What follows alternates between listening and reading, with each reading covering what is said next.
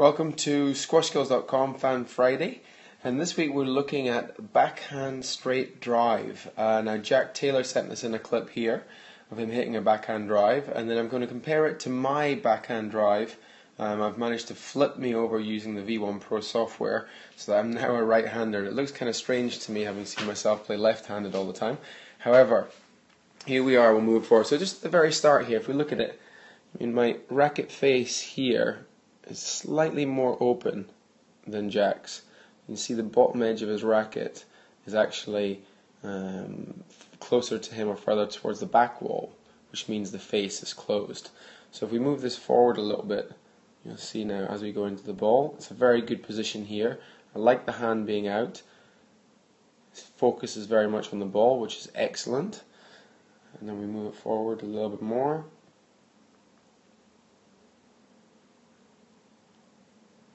You can just see there, my racket is already coming through, and Jack's racket is just slightly behind, which is causing a couple of problems later on, which we'll see. Moving this forward again.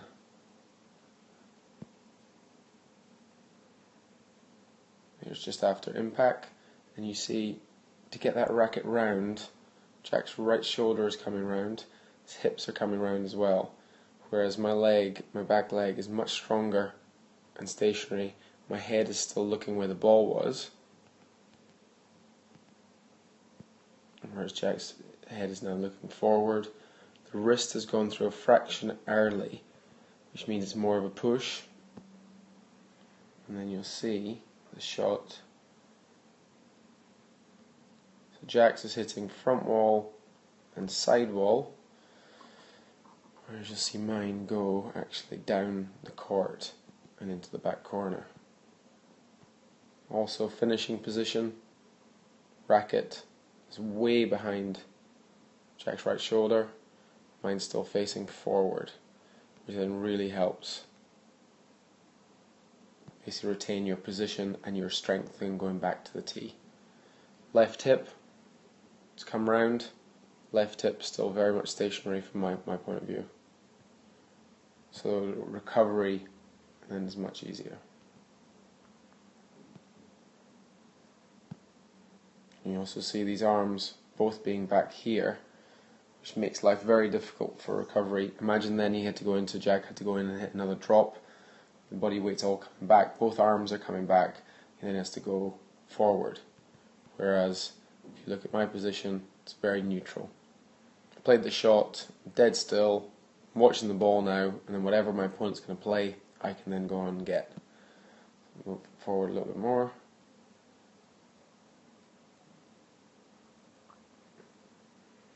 Jack's now having to try and turn around and look where the ball's gone because his head is facing more towards the front because of the way his arms turn around and shoulders. So all in all, I'd say Jack's position was fantastic to start with.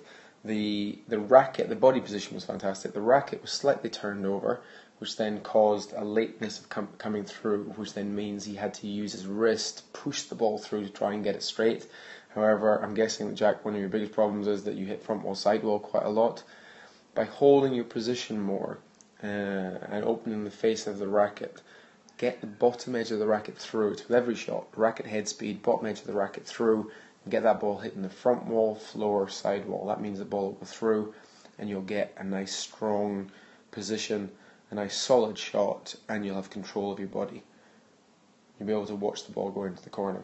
Anyway, I hope you enjoyed Fan Friday this week. That was the backhand drive. We'll be with you very shortly. 1st July, start of Squashskills.com. We're launching.